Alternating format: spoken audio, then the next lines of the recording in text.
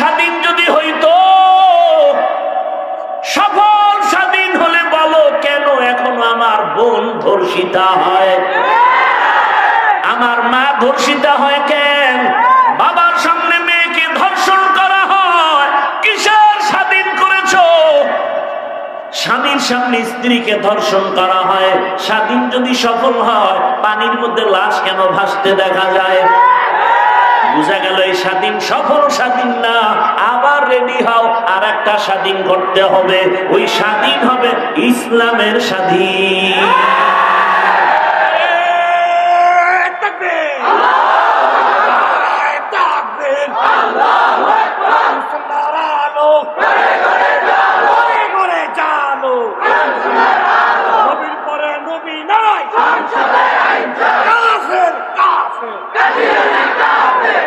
ভাইরা আমার, তাহলে আর একটা স্বাধীন করতে হবে। কিসের স্বাধীন? ইসলামের স্বাধীন হবে। আল্লাহর কসম, ইসলামের স্বাধীন হলে গোটা দেশ স্বাধীন, জনগণ স্বাধীন, শিক্ষকেরা স্বাধীন। স্বাধীন হলো এখনো কেন রাস্তায় আন্দোলন চলে? হ্যাঁ, হুজুরেরা আন্দোলনে নামছে কেন? এত আন্দোলন। আর একটা কথা মনে রাখবারে জাতি, আলেমরা যেই আন্দোলনে নেমে যাবে, আন্দোলন 100 নয়, ওভার 100 সফল হয়ে যাবে। নাস্তিক মাথা গরম তো এখান থেকে। ইসলামের স্বাধীন যদি হয়, পৃথিবীতে আর কোনো অশান্তি থাকবে না। ইসলাম কি বলে? দেখা হলে আগে সালাম দাও, আসসালামু। সালাম মানে কি? শান্তি। সেও আমাকে আবার জবাব দিল কি? ওয়ালাইকুম সালাম। আমিও দোয়া করলাম তোমার উপরে শান্তি, সেও দোয়া করলো আমার উপরে শান্তি। দুই দিকের শান্তি যখন চলবে, মাঝখানে অশান্তি থাকবে? ইসলাম বলে কর্মচারী কাজ করে ঘাম ঝরার আগে বেতন দিয়ে দাও, আর শান্তি অশান্তি আসবে? ইসলাম বলে এই বড়রা ছোটদেরকে মায়ার নজরে দেখো, ছোটরা বড়দেরকে শ্রদ্ধার নজরে দেখো। বড়রা যদি ছোটদের মায়া করে, জুলুম করবে? ছোটরা যদি বড়দের শ্রদ্ধার নজরে দেখে, বেয়াদবি করবে? এর নাম ইসলাম। এর নাম কি? আমি ইসলামটা একটু দুর্বল, তাই তো? কি বলেন? শুদ্ধ সবাই হিসাব করে বলেন, আমি ইসলামটা একটু দুর্বল। কি মুসলমান কথা বলতে কষ্ট লাগে? ইসলাম একটু দুর্বল, কোরআন একটু দুর্বল। আচ্ছা, কোন বিধর্মী যদি জিজ্ঞাসা, এই মুসলমান ভাই তোমাদের ইসলামটা কেমন? বলে অনেক খারাপ। একটু খারাপ না পূর্ণ ভালো? বলে কেমন? ব্যক্তি জীবনের সমস্যার সমাধান কি আছে তোমার ইসলামে? বলেন। আচ্ছা, পরিবারের সমাধান আছে, সামাজিক সমাধান সব দিক থেকে আছে।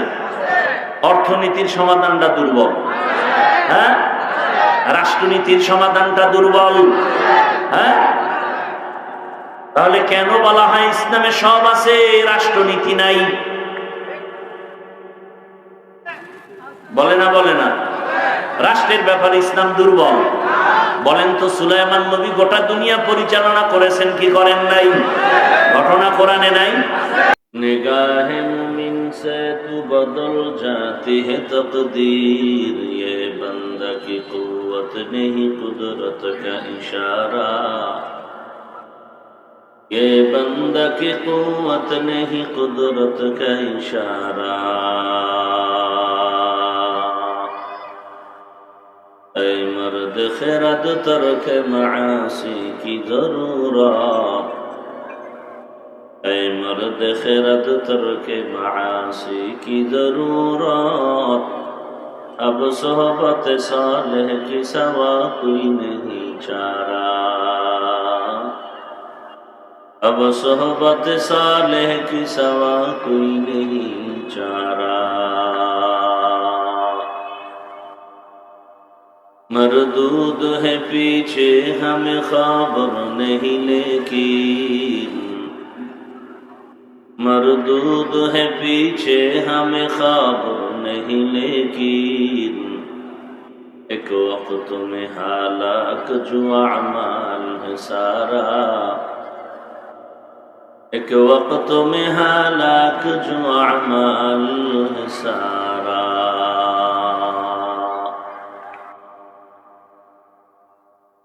হাবিবপুর হাজি আনোয়ার হাফিজিয়া মাদ্রাসা কর্তৃক আয়োজিত আমি মহাসম্মেলন 4 নভেম্বর 2025, সভাপতি হাজী আহসানুল্লাহ সাহেব, প্রধান অতিথি আলহাজ আজহারুল ইসলাম মান্নান সাহেব সহ অন্যান্য অতিথিবৃন্দ, হযরত উলামায়ে কেরাম,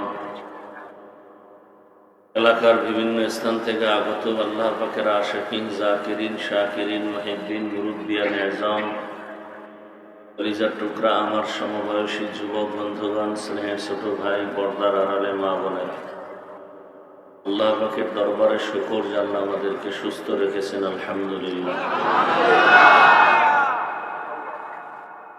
আল্লাহ পাক আমাদের এই সুস্থতাকে দায়েমান কবুল করেন।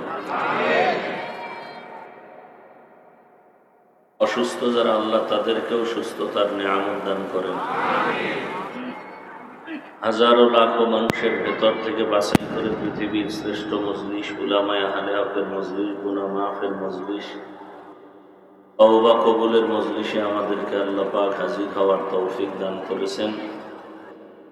আর একবার শুকর আদায় করি, আলহামদুলিল্লাহ। দরুদ ও সালাম সৈয়দুল মুরসালিন, রাহমাতুল লিল আলামিন, শফিউল মুজনিবিন, খাতামুন নবিয়্যিন, সৈয়দুস সাকালাইন, ইমামুল মুরসালিন, হযরত মুহাম্মদুর রাসূলুল্লাহ সাল্লাল্লাহু আলাইহি ওয়া আলিহি ওয়াসাল্লামের পর সর্বোপরি শুকর যাদের অক্লান্ত পরিশ্রমের মাধ্যমে আজ সুন্দর আয়োজন, সময়, পরামর্শ, অর্থ দিয়ে দোয়া করে উপস্থিত হয়ে মাইক, লাইট, প্যান্ডেলের ব্যবস্থাপনার মাধ্যমে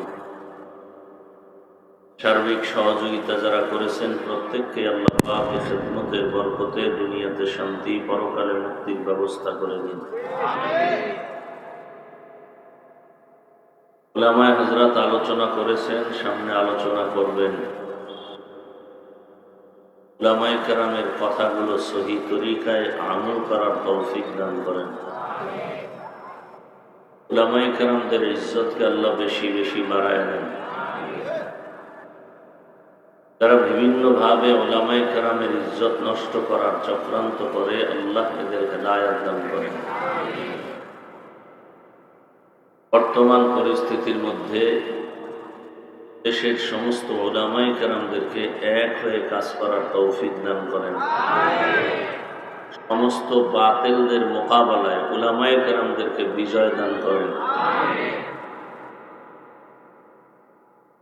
উলামায়ে কেরামদেরকে এক হওয়ার পেছনে যারা ভিন্ন চক্রান্ত করে, আল্লাহ তাদের হেদায়েত দান করেন।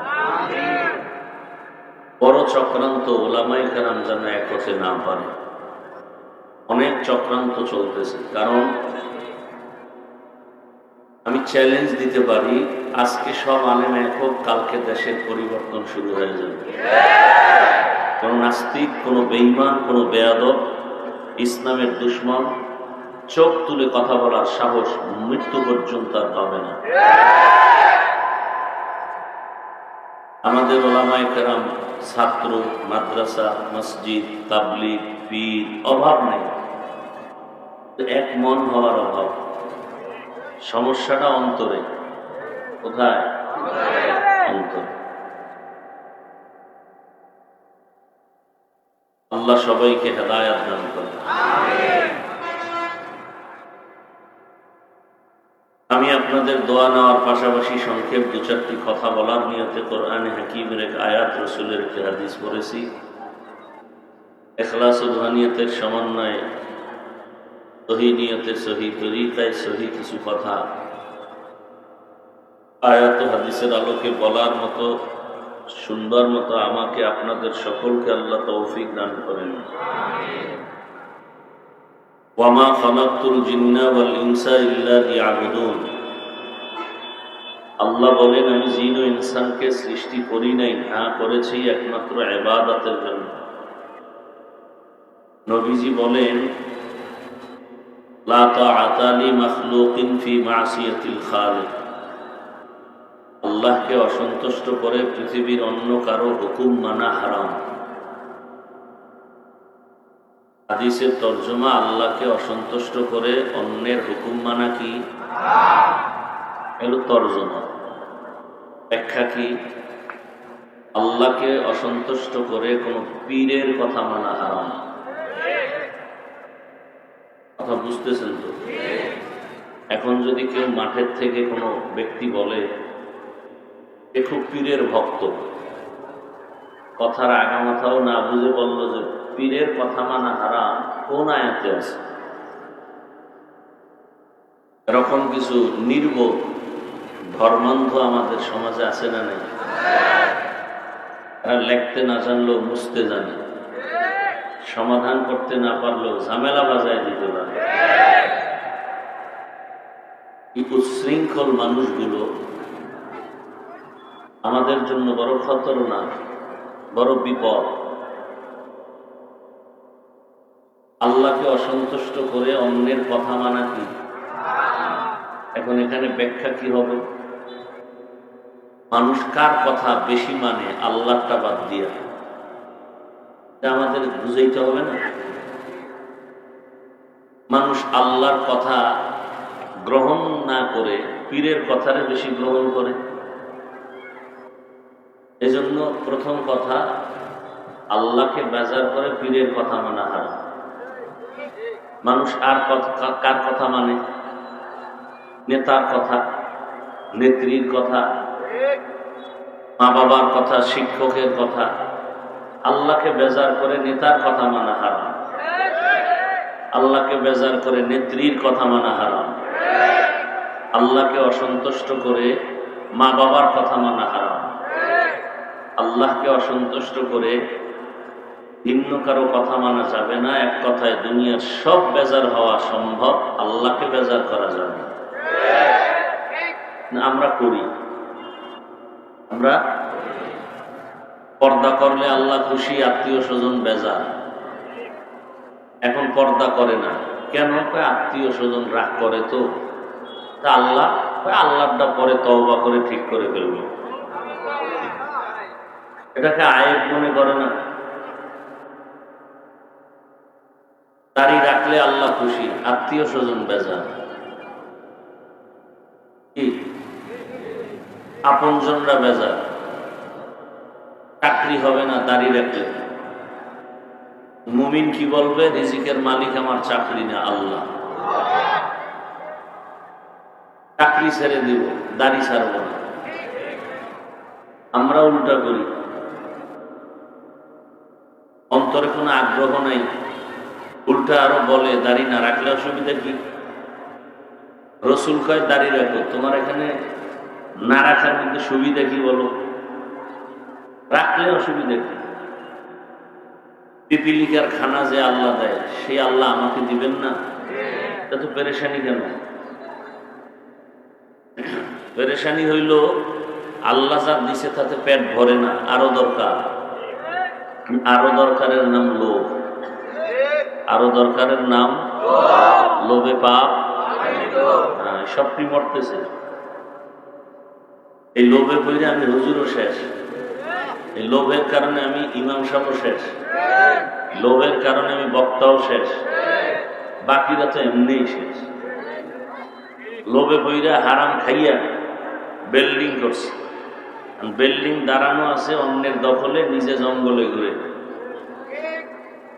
কেন? হালাল টাকার বিল্ডিং হলে বিল্ডিং কেউ দখল করার সুযোগ পেত না। রাতারাতি টাকা পাইছে তো, যেরকম আসছে তুফানের মতো রকম চলে গেছে।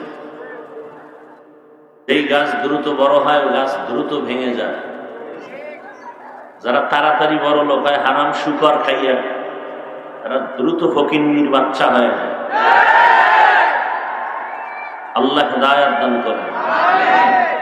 ওদের হেদায়েতের চিন্তা কম, আগে আমার হেদায়েত দরকার। আমরা যেন ওদের মতো দুনিয়া লোভী না হই। নবী বলেছেন, হুব্বুদ দুনিয়া রাসু কুল্লি খতিয়া। দুনিয়ার ভালোবাসা, মোহাব্বত আর লোভ সব ধ্বংসের কারণ। এই লোভ আবার তিন প্রকার। কত প্রকার? 3 প্রকার। সম্মানের চেয়ারের লোভ, সম্পদের লোভ, যৌবনের লোভ। সম্মানের চেয়ারের লোভে পড়িয়া ফেরাউন আল্লাহ বাদ দিয়া নিজেরে আল্লাহ দাবি করছে। কি ফেরাউন নিজেরে কি দাবি করলো? আল্লাহর বিরুদ্ধে গেছে। সমস্যা কি? সম্মানের চেয়ারটা আমার ধরতে হবে। সম্পদের লোভে পড়িয়া কারুন মুসা নবীর বিরুদ্ধে ষড়যন্ত্র করলো, যাকাত দিল না, পরিণাম ফল ধ্বংস। যৌবনের লোভে পড়িয়া বেশ্যা তাসলিমা নাসরিন ধ্বংস। খুব জোরে বলছেন না? ঠিক। আপনার মাইয়া বলায় যে আকাম করতেছে, এইবার ঠিক ঠিক বলবেন। আপনি যে সারা রাত মোবাইলে আকাম করেন, এবার ঠিক বলবে কে? আল্লাহ হেদায়েত দান করুন। ঘরের মধ্যে জেনার আড্ডা চলে, মোবাইলের দ্বারা চোখের জেনা, হাতের জেনা, জবানের জেনা, অন্তরের জেনা। ছেলে মোবাইল চালায়, মেয়ে মোবাইল চালায়, স্ত্রী মোবাইল চালায়, সারাটা রাত ঘুম নাই, মোবাইলের ডিউটি চলতেছে সারা রাত, ঘরে ঘরে রুমে রুমে। যেই পরিমাণ অপরাধ হয়, আল্লাহর বেজার হইয়া উচিত ছিল রাতের মধ্যে ঘুম, এর মধ্যেই চেহারা পাল্টায় শুকর বানানো, বানর বানানো। আগের নবীর উম্মতের যে হালাত হইত, আমাদেরটা হয় না কেন? আখিরি নবীর উম্মত হওয়ার বরকতে আল্লাহ করেন না, হয়ে যেত। বাকি একেবারে যে আল্লাহ ছেড়ে দিয়েছেন তাও না। শিশু বাচ্চার কোনো গুনাহ নাই, ওর কিডনি নষ্ট হয় কেন? শিশু বাচ্চার কোনো গুনাহ নাই, ওর পা ভাঙ্গে কেন? বিচার আর বিচার আল্লাহ দেখায়, আমরা বুঝি না। তাহলে সবাইকে বেজার করা গেল, আল্লাহকে বেজার করা যাবে না। আল্লাহকে বেজার করা যাবে না কেন? এর মধ্যে বড় কারণ হলো আল্লাহ আমার চূড়ান্ত আপন, নিঃস্বার্থ আপন। অন্যেরা আপন হলেও স্বার্থপর। সোনার বাংলায় সব দেখলাম, স্বার্থের আঘাত লাগছে, মা বাপ সন্তানকে জবাই করে দিছে, সন্তান মা বাবাকে জবাই করে ফেলছে স্বার্থের কারণে। ভাই ভাইকে হত্যা করে স্বার্থের জন্য। কি স্বার্থের কারণে স্ত্রী স্বামীকে হত্যা করে, স্বামী স্ত্রীকে হত্যা করে। এমনকি আপন বাবা আপন মেয়েকে রাতের বেলা হোটেলে রেখে বলে, আজকের রাতের জন্য তুমি আমার মেয়ে না, স্ত্রীর সমান। আমার সোনার বাংলার ইতিহাস। আসলে সবাই তো শান্তি তালাশ করে, ঠিকানা কোথায় খবর নেই। আল্লাহকে বেজার করিয়া কোনোদিন শান্তি এ জমিনে আসবে না। শান্তি দিবেন আল্লাহ, আর সে শান্তির ঠিকানা আল্লাহ দিছেন, তার নাম ইসলাম। কিয়ামত পর্যন্ত এই জমিনে ইসলাম যদি কায়েম না হয়, এ জাতি শুধু চাপাবাজির আওয়াজ শুনবে, শান্তি দেখবে না। শান্তির একমাত্র ঠিকানার নাম ইসলাম। আর কোন তন্ত্র মন্ত্রে জমিনে শান্তি দিতে পারে নাই, কখনো পারবে না। ইসলাম ছাড়া শান্তি দিতে পারে, বিশ্বাস করাও কবিরা গুনাহ। ইসলাম ছাড়া শান্তির কোনো ঠিকানা নাই, সব ভুয়া, সব চাপাবাজ। আল্লাহ আমার নিঃস্বার্থ বন্ধু, আর সব বন্ধু স্বার্থপর। দুনিয়ার মানুষ আমাকে দেয় অল্প, চাহিদা পূরণ করে না, আবার তার খোটা দেয়। আল্লাহ আমার চাহিদার বাহিরে বেশি দিয়েছেন, কোনো খোটা দেন নাই। দুনিয়ার মানুষ আপনকে দেয়, পরকে দেয় না। হ্যাঁ, পক্ষের মানুষকে দেয়, বিপক্ষের মানুষকে দেয় না। আমার আল্লাহ তার পক্ষের তার বিপক্ষের সকলকেই সমানভাবে দিচ্ছেন। দুনিয়ার মানুষ দেয় আবার দরজা আটকায় দেয়, আমার আল্লাহর দেওয়ার দরজা অল টাইম খোলা। দুনিয়ার মানুষ দিয়া স্বার্থের কারণে দেয়, স্বার্থ না থাকলে দেয় না। কি এটা একটা মঞ্চ হলো কোরআনের বাগান, বেহেশতের বাগান, কোরআন হাদিসের বয়ান হবে, তাই তো? এটা কি রাজনীতির মঞ্চ? এরপরও রাজনীতির ব্যক্তিরা বক্তব্য দেয় না দেয় না? দেয়। আমরা যদি রাজনীতির বক্তব্য দেই এইটা মানতে তাদের কষ্ট হয়, ঠিক নেই? আচ্ছা, রাজনীতির বক্তব্য কোরআনের বাগানে কেন? বলে এখানে স্বার্থ হলো মাদ্রাসায় কিছু টাকা দান করবে, এটা হলো আমগো স্বার্থ, আর তাদের স্বার্থ হলো তাদের নামটা সব হুজুরগু উপরে বড় করে দিবে। বুঝেন না কথা? তাহলে স্বার্থ ছাড়া আমরাও নাই, কেউ নাই। আমরা যদি চিন্তা করতাম না আমার টাকা লাগবে না, এই পবিত্র প্যান্ডেল পবিত্র থাকবে, পৃথিবীতে একমাত্র কোরআন সুন্নাহর কথাই যারা মানবে আর বলবে তারাই প্রিয়। কথা ঠিক না? এখন আমি বলবো একা, আপনি বলবেন ঠিক, বাইরে গিয়া বলবেন হুজুরের সব ঠিক, এটা ঠিক না। হ্যাঁ, কি একজনে বক্তব্য দিতেছে আমার সামনে এক জায়গায়, এই হুজুরের কথা শুনলে হবে না, আমল করা লাগবে। পাবলিক যদি সবাই বলতো আপনার দাড়ি নেই কেন, তা সোজাই যেত না। কি এক আওয়াজে সোজা, কারণ এই জাতি জনগণ উম্মত যেদিকে দৌড় দিবে সেদিকটাই সফল। তাহলে শান্তির ঠিকানার নাম কি? ইসলাম ছাড়া শান্তির ঠিকানা আর সেই ঠিকানাটা উম্মতকে সুন্দরভাবে বুঝায় দিবে একমাত্র উলামায়ে কেরাম। সংসারের শান্তি, পরিবারের শান্তি, ব্যবসার শান্তি, চাকরির শান্তি, দুনিয়ার সব শান্তি, পরকালের জান্নাত পাওয়ার সব ঠিকানা দিবে একমাত্র উলামায়ে কেরাম। আর কেউ দিবে না, কেউ দিবে না, দেয় না। আর দেওয়ার দিবে কিভাবে? জানতে তো হবে, জানতে তো হবে। কেমন জানে যে লাকুম দীনুকুম ওয়ালিয়া দীন, বুখারীর হাদিস। এই জানায় তো শান্তি হবে না, এই জানায় শান্তি হবে হবে না। তাহলে আল্লাহকে বেজার করা যাবে না কেন? আল্লাহর মতো আপনার কেউ নাই। দুনিয়ার সবাই স্বার্থপর, আমার আল্লাহর কোন স্বার্থ? আল্লাহ যদি স্বার্থপর হইতেন তাহলে যারা আল্লাহকে ডাকে ওদের খানা দিতেন, বেঈমানের খানা দিতেন না। কিন্তু আল্লাহ কত দয়াময়। আল্লাহ বলেন দুনিয়ার মানুষ, আমার দরজা সবার জন্য খোলা।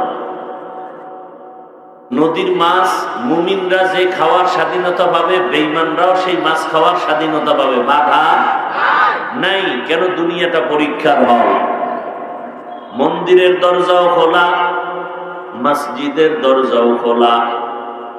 এখন তোমার স্বাধীনতা, তুমি মসজিদে ঢুকলেও নিষেধ নাই, মন্দিরে ঢুকলেও তোমার বাধা দেয়া হবে না। তবে ফলাফলের বেলায় দেখবা কে জান্নাতি কে জাহান্নামী। পরীক্ষার হল, কোনো বাধা দেওয়ার সুযোগ নাই। প্রশ্নের উত্তর ভালো লাগলেও তার স্বাধীনতা সমান স্বাধীনতা, কেউ বাধা দিবে? বাধা দিলে তার পরীক্ষার হলের মান থাকে না। আল্লাহ বলেন ফাআলহামাহা ফুজুরাহা, স্বাধীনতা দিলাম, চাইলে তুমি ভালো করো খারাপও করো, মনে চাইলে দাড়ি কাটো, বাধা নাই। তোমার স্বাধীনতায় যদি তুমি দাড়ি রেখে দাও নিষেধ নাই, মনে চাইলে তুমি টুপি লাগাও, বাধা নাই। মনে চাইলে তুমি ক্যাপ লাগাও, তোমাকে নিষেধ করা হবে না। তোমার মনে চাইলে যাত্রার প্যান্ডেলের গান চলে, অন্যদিকে কোরআনের বয়ান চলে, কোথায় ঢুকবা তোমার স্বাধীনতা। যদি তুমি মন্দিরে যাও, যাত্রার প্যান্ডেলে যাও, তোমার জন্য বাধা দেওয়া হবে না। যদি কোরআনের বাগানে যাও, নিষেধ করা হবে না। কেন? এটা পরীক্ষার হল। পরীক্ষার হলে বাধা দেওয়া যাবে না। ফলাফলের বেলায়ও তুমি দেখবা তোমার আমলনামার ডান হাতে না বাম হাতে, তোমার জান্নাত না জাহান্নাম, এটা মরার পরে না আগেই টের পাবা, আগেই টের পেয়ে যাবা। এজন্য আল্লাহকে বেজার করা যাবে না, কারণ আমার আল্লাহর মতো দয়াময় কেউ নাই। আমার আল্লাহ এত দয়ার মালিক, যখন তুমি আল্লাহকে ডাকো তখন আমার আল্লাহ হাজির। দুনিয়াওয়ালারা দোকান বন্ধ করে দেয়, 12টার পরে কোনো দেওয়া যাবে না, সব বন্ধ। দুনিয়াওয়ালারা দিবে দিবে বলে দেয় না, দিতে গিয়েও মনের মতো দেয় না। আর আল্লাহ বলেন চাওয়ার আগে আমি সব দেই, এজন্যই তো আমি তোমার রব। রব কাকে বলে? রবের অর্থ বাংলায় লেখে প্রভু বা প্রতিপালক। এটা রবের পূর্ণ অর্থ হয় না। রবের পূর্ণ অর্থ হবে, বাক্য বানায় দিতে হবে, এক শব্দে হবে।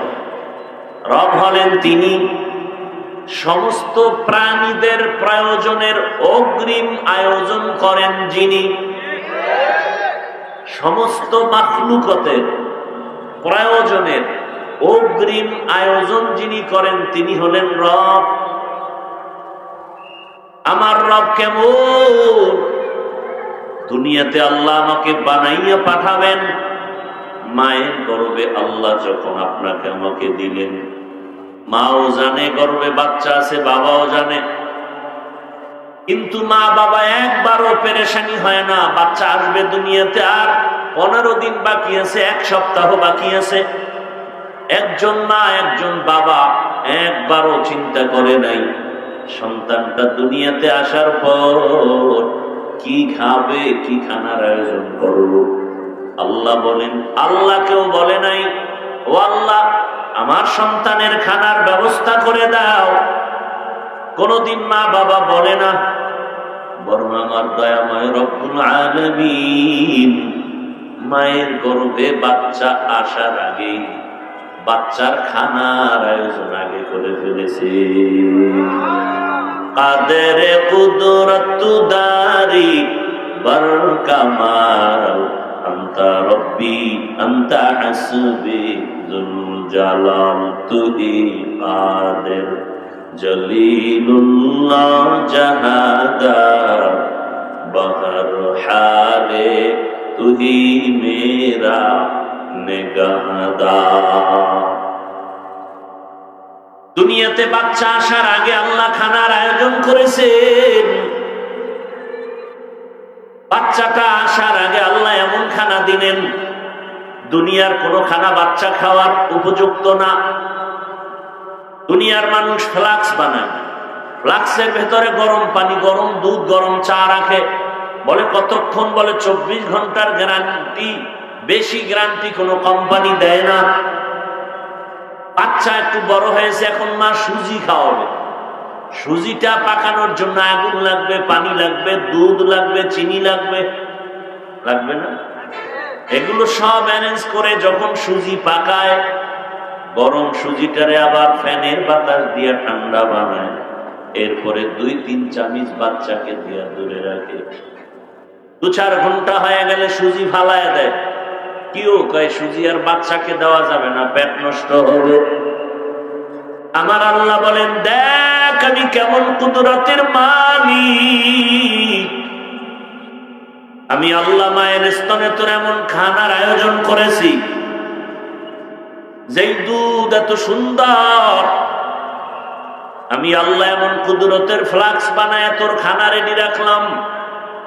এমন খানা, চিনিও লাগবে না, পানিও লাগবে না, লবণ লাগবে না, আগুন লাগবে না, গরম করা লাগবে না, ঠান্ডা করার জন্য কোনো ফ্যান লাগবে না। বান্দা তুই 1 দিন আর 2 দিন না, 2টা বছর মায়ের স্তনের দুগ্ধ পান করবি, একটা সেকেন্ডের জন্য আমার কুদরতের খানা নষ্ট হবে না। এমন সুন্দর খানার আয়োজন করেছি, তুই এখন বড় হয়ে গেছো, তোর এখন দাঁতের দরকার। তোর আব্বা আম্মা বলে না, হে মালিক সন্তান দিলা, দাঁত কেন দিলা না? বলছে, দোয়া করছে, আমার সন্তানের দাঁত দাও।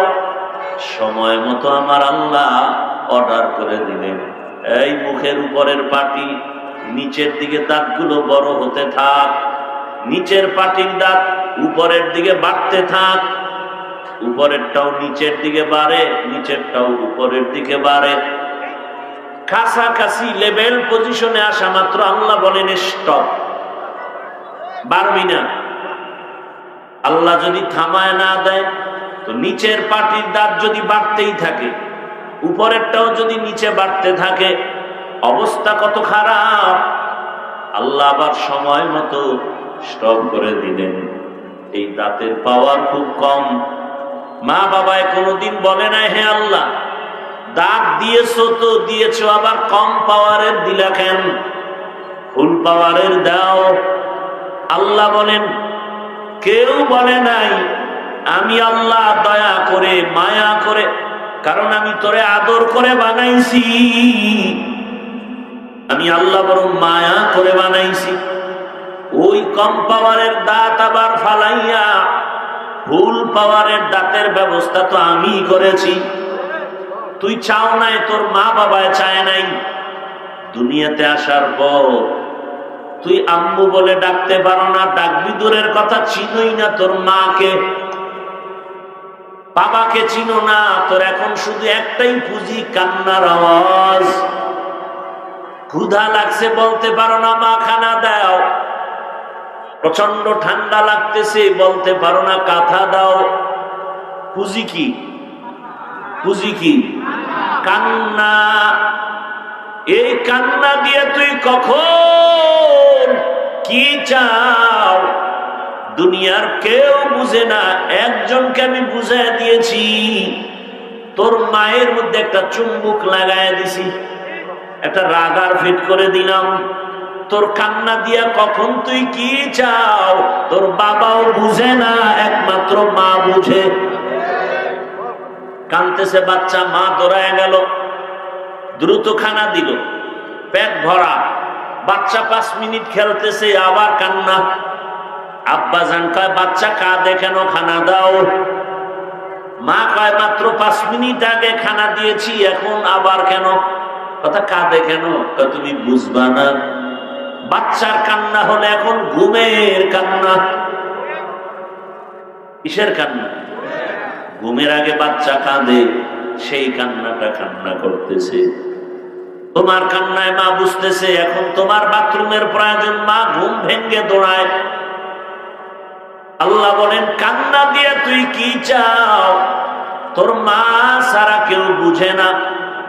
রাত্র 12টা 1টায় বাসায় যাবেন, দরওয়াজা নক করবেন, সব ঘুমায়। মোবাইলে রিং দিতেছেন, কল হচ্ছে, রিংয়ের আওয়াজ, রিংটোন আপনি ঘরের আওয়াজ বাহির থেকে শুনতেছেন, মাগার আপনার স্ত্রী শুনে না। ওটা আদা মরা, এমন মরা মরছে ঘুমের ভেতরে। কিন্তু আমার মালিকের কুদরত, আপনি দরজার উপরে জোরে জোরে আঘাত করেন, স্ত্রী টের পায় না। কানের পাশে মোবাইলে রিংটোন বাজতেছে, বাহির থেকে শুনেন, সে শুনে না। কিন্তু বাম পাশে মায়ের একটা শিশু বাচ্চা ঘুমায়। হঠাৎ করে বাচ্চা হালকা আওয়াজ দিয়েছে, মা বিদ্যুতের গতিতে সজাগ। দেখছেন নি? আচ্ছা, মা যে ঘুমায়, ঘুমের মানুষ তো মরা না জিন্দা? মরার ঘুমের সময় তো এই দোয়া বইরাই ঘুমাই, আল্লাহুম্মা বিসমিকা মুতু, আল্লাহ তোমার নামে মরতেছি, আমি মরে গেলাম। আবার ঘুম থেকে উঠা কি বলি? আলহামদুলিল্লাহিল্লাযী আহইয়ানা বা'দা মা আমাতানা। ও আল্লাহ, মরার পরে আবার তুমি জিন্দা করছো, তোমার প্রশংসা। তাহলে ঘুমের মানুষ কেমন মরা? কানের অলংকার চোরে সিরা নিয়ে গেছে, মা টের পায় না। 1 মিনিট পরে কানে হাত দিয়ে দেখে রক্ত। কেউ কয় কানের অলংকার কে জানি নিয়ে গেল, ঘরের সব নিয়ে যায়, টের পায় না, ঘুমের মানুষ মরা। কিন্তু একটা বাচ্চা পাশে ঘুমায়, মায়ের বডি ঘুমের মধ্যে অচেতন মানুষ, মা যদি ঘুরিয়া বাচ্চার উপরে পড়ে যায়, বাচ্চা তো মরে যাবে, নিঃশ্বাস বন্ধ হয়ে যাবে। মা এতই ঘুমায় অচেতন অবস্থায়, আজও পর্যন্ত কোন মা বাচ্চার উপরে পড়ে বাচ্চার ক্ষতি হয়েছে কোন প্রমাণ? ওই মাকে পাহারা দেয় তোমার বাবায়। আল্লাহ বলেন আমি ফেরেশতা দিয়া তোমার মাকে পাহারাদার বানায় দিছি, যেন বাচ্চার উপরে পড়ে কোনো ক্ষতি না হয়। আমি আল্লাহ কেমন দয়ার মালিক, আমারে কেন তোরা বেজার করবি বল? আমি আল্লাহ তোর খানার আয়োজন করলাম, আমি পিপিলিকার খানাও দেই, নদীর হাজারো কোটি মাছের খানা আমি দেই, উড়ন্ত পাখির খানা আমি দেই, জঙ্গলের হাজারো প্রাণীর খানা সরকার দেয়। কে দেয়? ওয়াতারযুকু মান তাশাউ বিগাইরি হিসাব।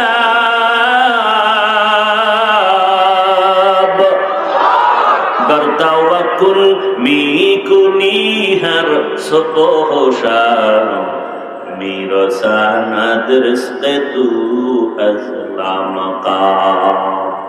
পিপিলিকার খানা আমি দেই, নদীর মাছের খানা আমি দেই, আমি আল্লাহ জঙ্গলের প্রাণীর খানা দেই। ওরা দামি না আমরা মানুষ দামি? জোরে বলেন। তাহলে আমাদের এত টেনশন কেন? আল্লাহ যদি পিপিলিকার খানা ওর জায়গায় পৌঁছায় দিতে পারেন, মাছের খানা কি বাজারে খাইতে হয়? আল্লাহ ওর কাছে যদি পৌঁছায় দিতে পারেন, জঙ্গলের প্রাণীর খানা জঙ্গলে যিনি পৌঁছায় দিতে পারেন, ওরা তো আল্লাহর আদরের প্রাণী না, আল্লাহর মোহাব্বতের প্রাণী। আমরা আশরাফুল মখলুকাত মানুষ, আল্লাহ আমার ঘরে কেন খানা দিবেন না? আল্লাহ অবশ্যই দিতেন, দেন না কেন? তুমি আল্লাহকে মানো না, এ কারণে আল্লাহর থেকে পাও না। তুমি আমি আল্লাহকে মানি, যারা মানে তাদেরও দেখতে পারো না। তোমার কপাল এত খারাপ, এমন কপাল পরা যে নিজেও আল্লাহর হুকুমে নামাজ পড়ে না, অন্য পড়ে তাও পছন্দ করে না। আল্লাহর হুকুমে নিজেও পর্দা করে না, যারা পর্দা করে তাদেরকেও দেখতে পারে না। আল্লাহর হুকুমে নিজেও দাঁড়িয়ে রাখে না, অন্য দাঁড়িয়ে রাখবে তাও পছন্দ করে না। আছে না নাই? সিঙ্গেল কপাল পোড়া না ডবল কপাল পোড়া? বড় কঠিন হালাত। ভালো করে বুঝে আমার আল্লাহ কেমন দয়ার মালিক। আল্লাহ পাক রব্বুল আলামিন আমার আপনার জন্য এত সুন্দর খানার আয়োজন করলেন। দুনিয়াতে যত প্রাণীরা খানা খায়, আমাদের মানুষের খানার মতো পিওর সুস্বাদু খানা জমিনের কোনো প্রাণী পায় না। আমাদের খানাগুলো কত পিওর, কাবার লাগানো। তুমি ভাত খাইবা, চালটা কাবারে ঢুকায় রাখছেন, জানো তোমার কোন শরীরের মধ্যে গিয়া ক্ষতির কারণ না হতে পারে। তুমি রুটি খাইবা, গমটাও কাভারে আটকানো, ঠিক নেই? ভাতও রেডি, রুটিও রেডি, এবার তরকারি লাগবে নি? কথা বলেন না কেন? তরকারি দিবে সরকার না, আল্লাহ বলেন তরকারি দিয়ে দিলাম জমিন থেকে আমি আল্লাহ। কত ধরনের শাক সবজি চাও, এও কাবার লাগায় দিছি। এবার তরকারি পাকাইতে তোর মশলা লাগবে, তোর বাবায় দেয় নাই, সরকার বানায় না, আমি আল্লাহ পেঁয়াজ বানাইছি আমি না তোর বাবা। রসুনের ব্যবস্থা, এলাচি, দারুচিনি, হলুদ, মরিচ কে দেয়? কে দেয়? কোন সরকার দেয়? করোনার সময় দেয় নাই সরকার? সরকারের চান্দি গরম দিবে কারে? যারে দিয়ে ভূত সারাম এরে ভূতে হয়েছে। হ্যাঁ, আল্লাহ কই দেখ, মহামারী করোনার ভিতরে তাকাইয়া দেখছো, সারা দুনিয়ার সব বাহাদুরের মাথা হাঁটুর নিচে চলে গেল। ক্ষমতার বাহাদুরি শেষ, বিমান বন্ধ, চাকুরি বন্ধ, ফ্যাক্টরি বন্ধ, দোকান বন্ধ, ব্যবসা বন্ধ, স্কুল কলেজ বন্ধ, নদীর যান চলাচল বন্ধ, কিন্তু তাকাইয়া দেখছো এ জমিনে আল্লাহর কোরআনের একটা মাদ্রাসাও বন্ধ হয় নাই।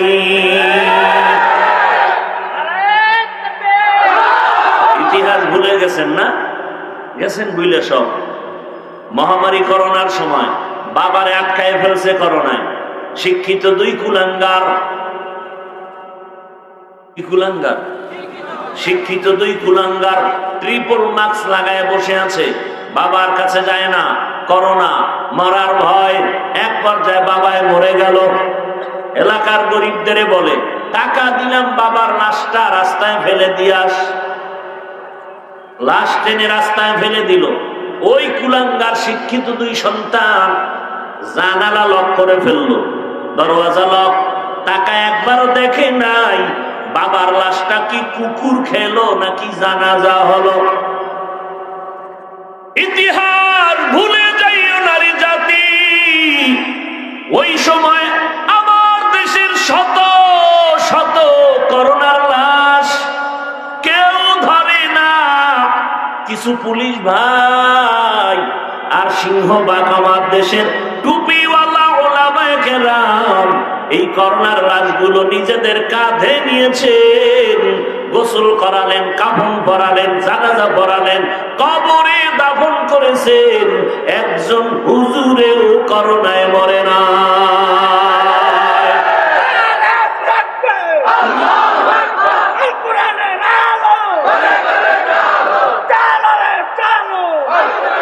ভাইয়েরা আমার, মিথ্যা বলছি?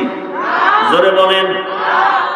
এই জন্যই বলেছি দুনিয়ার সব চাঁদাবাজ আর ধান্দাবাজ, একমাত্র এই জাতির আপন বন্ধু আমার আল্লাহ, আর এই জমিনে তোমার বন্ধু হলো ওলামায়ে কেরাম। ওলামায়ে কেরাম নিঃস্বার্থ বন্ধু। কয় টাকা দিছো করোনার এই খেদমতের বিনিময়? সরকারও দেয় নাই, জনগণও দেয় নাই, দিছে কি? গালাগালি, ফেসবুকে বিরোধিতা। কথা ঠিক নেই? এলমেরা এজাজো করদান বেহিসাব, খলকেরা দাদান জবাবে বাসওয়াব। আচ্ছা আমাকে বলেন তো, বর্তমানে যারা সরকারি চাকরি করে, বেসরকারি চাকরি করে, এদের প্রতিদিনের ডিউটি কত ঘন্টা? কথা বলেন।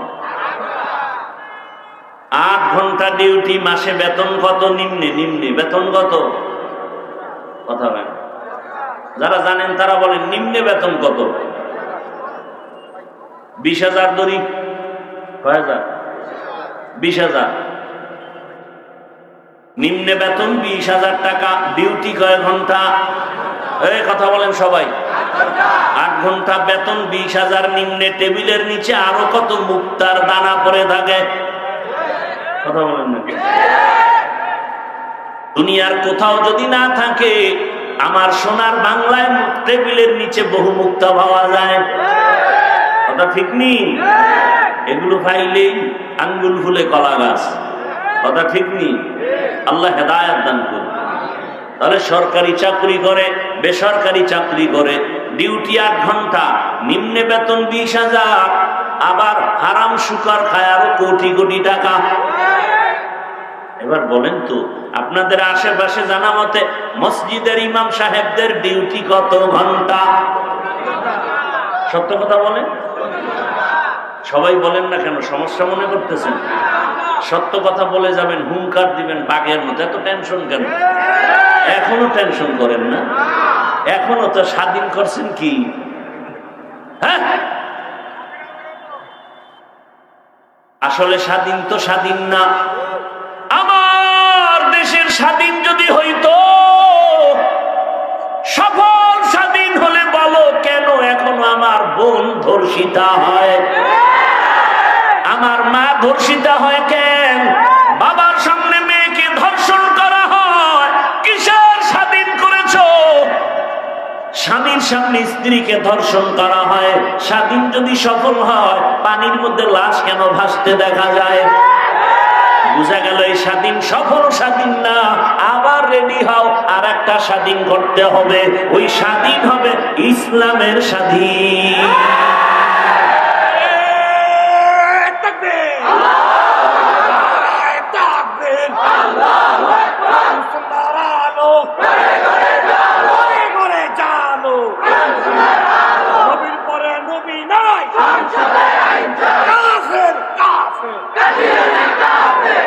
ভাইরা আমার, তাহলে আর একটা স্বাধীন করতে হবে। কিসের স্বাধীন? ইসলামের স্বাধীন হবে। আল্লাহর কসম, ইসলামের স্বাধীন হলে গোটা দেশ স্বাধীন, জনগণ স্বাধীন, শিক্ষকেরা স্বাধীন। স্বাধীন হলো এখনো কেন রাস্তায় আন্দোলন চলে? হ্যাঁ, হুজুরেরা আন্দোলনে নামছে কেন? এত আন্দোলন। আর একটা কথা মনে রাখবারে জাতি, আলেমরা যেই আন্দোলনে নেমে যাবে, আন্দোলন 100 নয়, ওভার 100 সফল হয়ে যাবে। নাস্তিক মাথা গরম তো এখান থেকে। ইসলামের স্বাধীন যদি হয়, পৃথিবীতে আর কোনো অশান্তি থাকবে না। ইসলাম কি বলে? দেখা হলে আগে সালাম দাও, আসসালামু। সালাম মানে কি? শান্তি। সেও আমাকে আবার জবাব দিল কি? ওয়ালাইকুম সালাম। আমিও দোয়া করলাম তোমার উপরে শান্তি, সেও দোয়া করলো আমার উপরে শান্তি। দুই দিকের শান্তি যখন চলবে, মাঝখানে অশান্তি থাকবে? ইসলাম বলে কর্মচারী কাজ করে ঘাম ঝরার আগে বেতন দিয়ে দাও, আর শান্তি অশান্তি আসবে? ইসলাম বলে এই বড়রা ছোটদেরকে মায়ার নজরে দেখো, ছোটরা বড়দেরকে শ্রদ্ধার নজরে দেখো। বড়রা যদি ছোটদের মায়া করে, জুলুম করবে? ছোটরা যদি বড়দের শ্রদ্ধার নজরে দেখে, বেয়াদবি করবে? এর নাম ইসলাম। এর নাম কি? আমি ইসলামটা একটু দুর্বল, তাই তো? কি বলেন? এই শুদ্ধ সবাই হিসাব করে বলেন, আমি ইসলামটা একটু দুর্বল। কি মুসলমান কথা বলতে কষ্ট লাগে? ইসলাম একটু দুর্বল, কোরআন একটু দুর্বল। আচ্ছা, কোন বিধর্মী যদি জিজ্ঞাসা, এই মুসলমান ভাই তোমাদের ইসলামটা কেমন? বলে অনেক খারাপ। একটু খারাপ না পূর্ণ ভালো? বলে কেমন? ব্যক্তি জীবনের সমস্যার সমাধান কি আছে তোমার ইসলামে? বলেন। আচ্ছা, পরিবারের সমাধান আছে, সামাজিক সমাধান সব দিক থেকে আছে। অর্থনীতির সমাধানটা দুর্বল, হ্যাঁ। রাষ্ট্রনীতির সমাধানটা দুর্বল, হ্যাঁ। তাহলে কেন বলা হয় ইসলামে সব আছে, রাষ্ট্রনীতি নাই? বলে না? বলে না? রাষ্ট্রের ব্যাপারে ইসলাম দুর্বল। বলেন তো, সুলাইমান নবী গোটা দুনিয়া পরিচালনা করেছেন কি করেন নাই? ঘটনা কোরআনে নাই? ইউসুফ নবী মিশরের অর্থমন্ত্রী হয়ে দায়িত্ব পালন করেছেন, কোরআনে আছে না নাই? রহমতের নবী মদিনার রাষ্ট্র পরিচালনা করেছেন, আছে না নাই? তাহলে আমগো ইসলাম তো এমন পাওয়ারফুল, এমন পারফেক্ট। ইসলাম মানে অর্থনীতি। মানুষের জীবনে এমন কোন নীতি নাই যেখানে ইসলাম নাই। অর্থনীতির মধ্যে ইসলাম নাই? বলেন। সমাজনীতির মধ্যে ইসলাম নাই? রাজনীতির মধ্যে ইসলাম নাই? কেন বলে? কয় রাজনীতির মাঝে ধর্মরে টানবা না। রাজনীতির মাঝে ধর্মকে টানা যাবে কেন? কেন? এটা আগুন পানি। আগুন পানি যেমন এক হয় না, রাজনীতির মাঝে ধর্মকে টানা যায় না। আমরা কই তো না না, আমাদের যত নীতি আছে সব নীতি ইসলামের নীতি। আগুন পানি না, বলুন চিনি পানি। আগুন পানি না চিনি পানি? কেমন চিনি পানি? বলে সূর্যের সাথে যেমন আলোটা লাগানো, আলো আলাদা করা যায় না। ফুলের সাথে ঘ্রাণটা যেমন লাগানো, যদি ফুল থেকে ঘ্রাণ তুমি আলাদা করে ফেলো, ওই ভুল আর ভুল থাকে না। রাজনীতির মাঝ থেকে যদি আল্লাহর দ্বীন, ইসলাম, কোরআন, নবীর আদর্শ বিদায় দাও, ওটা রাজনীতি থাকে না, দুর্নীতি আর পেটনীতি হয়ে যায়।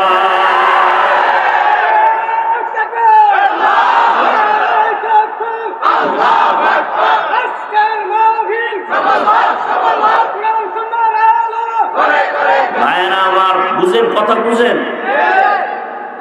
আপনি যদি বলেন ইসলামে রাজনীতি নাই, তার মানে হলো রাজনীতির বেলায় ইসলাম দুর্বল। আসলে কি ইসলাম দুর্বল? বরং ইসলাম আর রাজনীতি কেমন মিলানো, ফুল আর ঘ্রাণ যেমন মিলানো, ফুল থেকে ঘ্রাণ চলে গেলে ও ফুল আর ফুল থাকে না, ঠিক রাজনীতির মাঝখান থেকে আল্লাহ রসুলের আদর্শ বিদায় হয়ে গেলে ওটা দুর্নীতি হয়, কূটনীতি হয়, রাজনীতি থাকে না। আল্লাহ বুঝার তৌফিক দান করেন। বানায় বললাম কিছু, খবরদার কথা শুনে। এখানে আর একটা পয়েন্ট বলি, এখানে বহু আল্লাহর বান্দা আছেন নামাজ ঠিক মতো পড়েন না, সত্য কথাটা বলেন না কেন? তার মানে আপনি কাফের।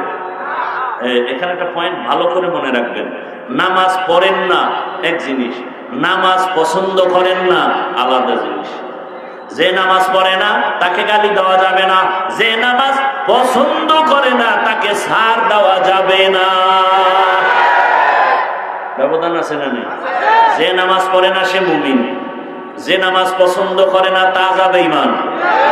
যে দাড়ি রাখে না গালি দেওয়া যাবে না সে মুমিন, যে দাড়ি পছন্দ করে না তাকে ছাড় দেওয়া যাবে না সে বেঈমান। ব্যবধানটা বুঝছেন তো? পর্দার বিধান যে আপনি মানেন না, কোনো গালি নেই, আপনাকে বুঝাবো, বুকে লাগাবো, হাসি দিব, কিন্তু বিরোধিতা করলে ছাড় নাই। বুঝেন বুঝেন? আপনি ইসলামের রাজনীতি করবেন না, কোনো ঝগড়া নাই, দ্বন্দ্ব নাই, আপনাকে সালাম আমি আগে দিব, বুকে লাগাবো, নাস্তা করাবো, বুঝাবো, কিন্তু ইসলামী রাজনীতি নাই বলে বিরোধিতা করলে আর ছাড় দেওয়া হবে না। ব্যবধানটা বুঝছেন? রাজনীতি করেন না এক জিনিস, মানেন না অন্য জিনিস। কি? রাজনীতি না পছন্দ করা এক জিনিস, আপনি করেন না সেটা ভিন্ন জিনিস। বুঝেন না কথা? যেমন প্রচলিত ইসলামী রাজনীতি যত চলে, আমি কোন দলের মধ্যে কোন দায়িত্বে নাই, তার মানে কি আমি রাজনীতির বিরোধী? হ্যাঁ, আল্লাহ কোরআন যা বলবে সব মানব, কোরআনে যা আছে সব মানি না, অল্প কিছু বাদ। আল্লাহ বুঝার তৌফিক দান করেন। তাহলে আল্লাহর ইসলাম রসুলের আদর্শের মধ্যে কি রাষ্ট্রনীতি আছে না নাই? সমাজনীতি আছে না নাই? অর্থনীতি আছে না নাই? আছে। মানে আল্লাহর কসম, এই জমিনে যতদিন পর্যন্ত ইসলামের অর্থনীতি বাস্তবায়ন হবে না, ততদিন পর্যন্ত দারিদ্র বিমোচন হবে না। ইসলামী অর্থনীতির একটা বড় পয়েন্টের নাম যাকাত। ইসলামী অর্থনীতির একটা বড় পয়েন্টের নাম মানুষকে ধার দেওয়া খরচ। ইসলামী অর্থনীতির একটা বড় পয়েন্টের নাম সাদাকায়ে জারিয়া। যাকাত যদি পাই পাই হিসাব করে দেয়, 10 বছরের মধ্যে জমিন থেকে দারিদ্র বিমোচন সম্ভব হয়ে যাবে। যাকাত দেয় এটা জরিমানা মনে করে, যারা দেয় এরা দেয়। আল্লাহ কয় যাকাত আদায় কর, আর আমরা যাকাত দেই। যাকাত দেওয়া আদায় করা আসমান জমিন ব্যবধান।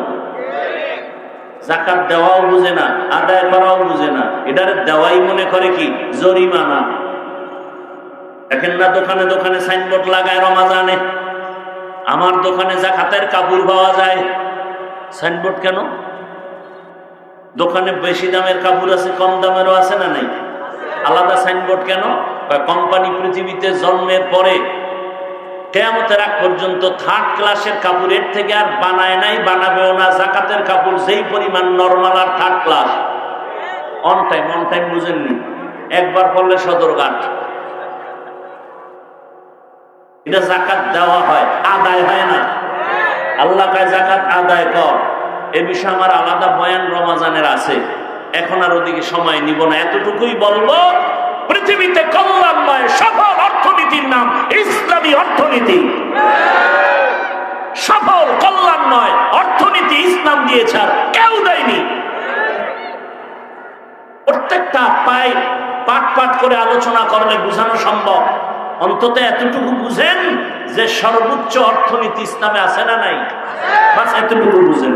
আপনার ইসলাম দুর্বল না, এই সাহসটা অন্তরে রাখেন। আপনার ইসলাম কোন দিক থেকে দুর্বলতা নাই। চ্যালেঞ্জ দিয়ে দাঁড়াবেন। ইসলাম হলো পৃথিবীর শ্রেষ্ঠ শান্তির ধর্ম ইসলাম অনুযায়ী হিন্দু জাতি চললে কসম আল্লাহ শান্তির জীবন পাবে।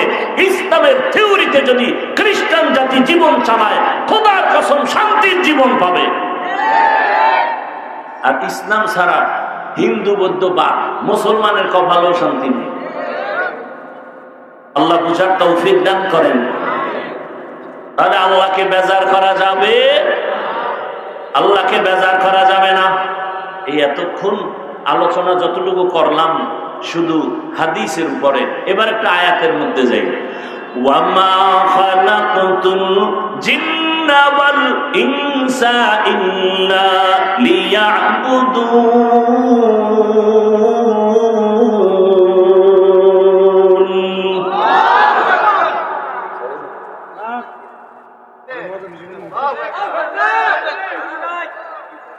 নাচতে জানলে আবার উডন বাঁকান।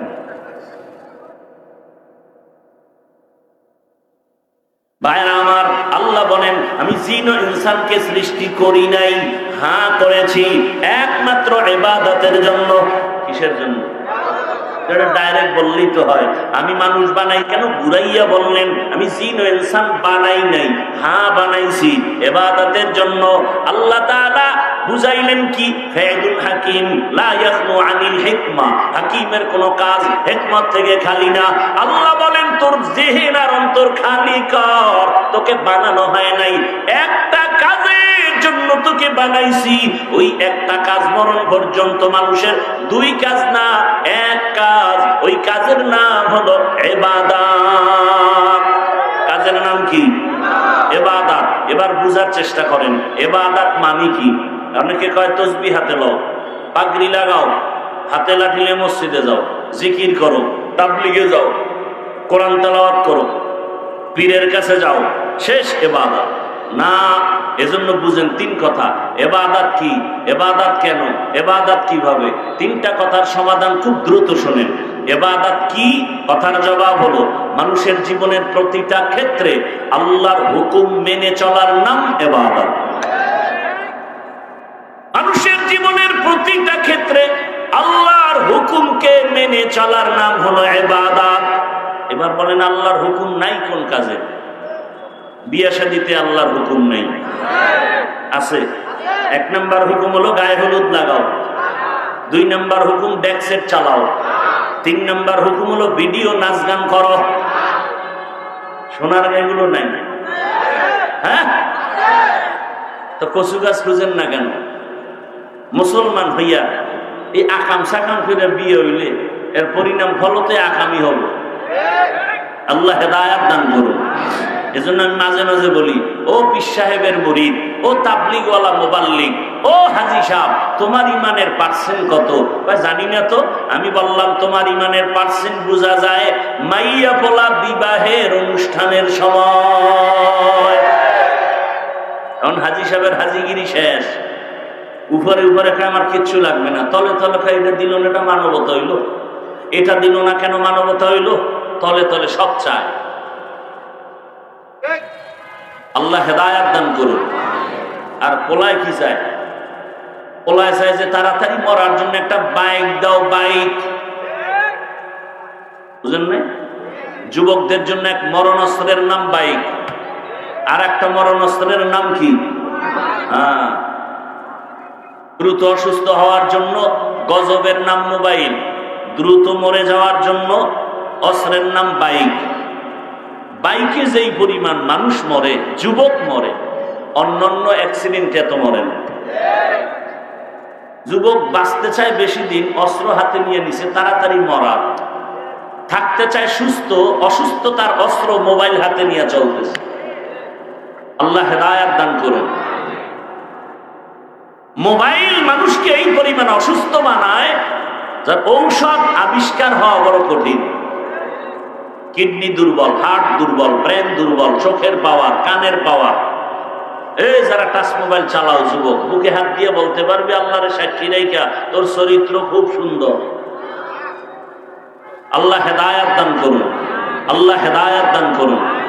জীবনের প্রতিটি জায়গায় আল্লাহর হুকুম বাস্তবায়ন করার নাম ইবাদত। ইবাদত করব কেন?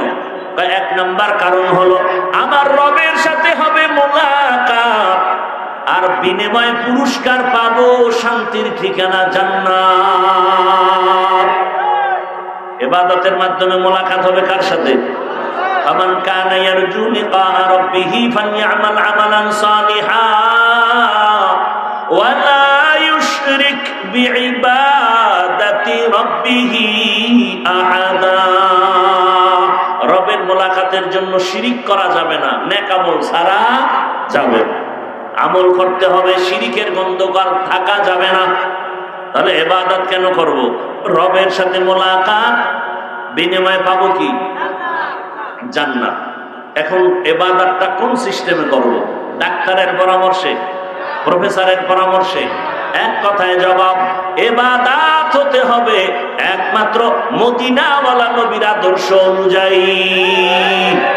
নবীর আদর্শ মতে খানা খাও ইবাদত, নবীর আদর্শ মেনে তুমি ঘুমাও ইবাদত, নবীর আদর্শ মেনে জুতা পরো ইবাদত, নবীর আদর্শ মেনে দোকানদারি করো ইবাদত, নবীর আদর্শ মেনে তুমি চাকরি করো ইবাদত, নবীর আদর্শ মেনে বাথরুমে যাও ইবাদত, নবীর আদর্শ মেনে তুমি নামাজ পড়ো ইবাদত। নবীর আদর্শ মানবা না, নামাজ পড়বা হবে না। নবীর আদর্শ বাদ দিয়া রোজা রাখবা হবে না। একজনে মাগরিবের নামাজে দাঁড়াইয়া চিন্তা করে বেজোর 3 রাকাত পরে লাভ কি? আল্লাহকে আরো 2 সেজদা বাড়ায় জোর 4 রাকাত দিয়ে দিই, সওয়াব হবে? কেন হবে না? নবীর আদর্শে নাই। একজনের রোজার, রমজানের রোজা রেখে আবেগ বাইরে গেছে, আল্লাহ পুরা বছর যদি দিতে একটাও ভাঙতাম না। যখন দেও না, অন্তত ঈদের দিনটা রাখি। ঈদের দিন রোজা রাখলে সওয়াব না গুনাহ? কেন? নবীর আদর্শে, রসুলের আদর্শ বাদ দিয়ে নামাজ পড়লে হবে না, রসুলের আদর্শ বাদ দিয়ে রোজা রাখলে হবে না, রসুলের আদর্শ মেনে তুমি কাউকে বন্ধু বানাও ইবাদত, নবীর আদর্শ ঠিক রেখে তুমি জুতা পরবা ইবাদত, নবীর আদর্শ মেনে ঘুমাও, এটাও তোমার ইবাদত। নবী বলেন কেউ যদি এসা পরে ঘুমাও, ঘুম থেকে উঠিয়া যদি ফজরের নামাজ আদায় করো, ঘুমের সময়টাও নেকের পাল্লায় ওজন দেয়া হবে।